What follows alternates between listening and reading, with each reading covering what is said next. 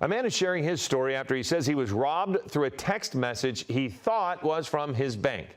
ABC's Will Reeve has more on the warning about thieves using Zelle to target people.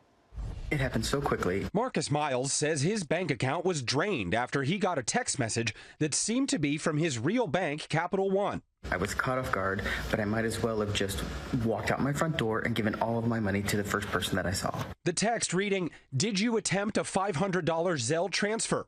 Zelle is a mobile payment transfer service embedded in your banking app that allows you to send money to people directly between bank accounts. But Miles said he hadn't sent any money, so he was eager to talk to who he thought was his bank.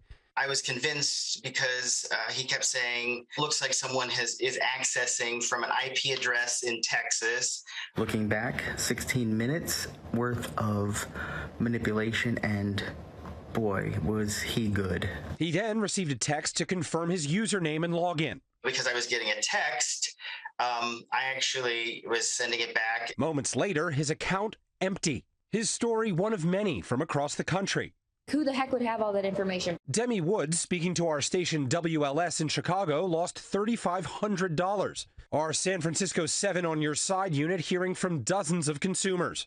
Lawmakers are now working to make these money transfers safer.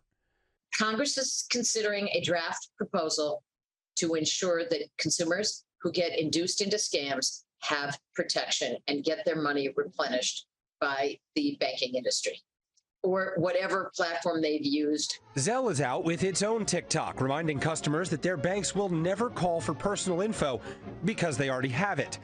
And if the caller says it's urgent, question it. And you can always call the bank yourself. Look up the number separately. That was ABC's Will Reeve reporting. Zelle has some other helpful tips for customers.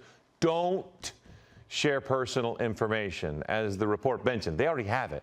If someone calls you claiming to be the bank, just hang up and, again, look up the number, call them yourself, and never share the one-time passcodes to access your bank account. Sign up for text or email alerts from your bank so you can monitor your banking activity.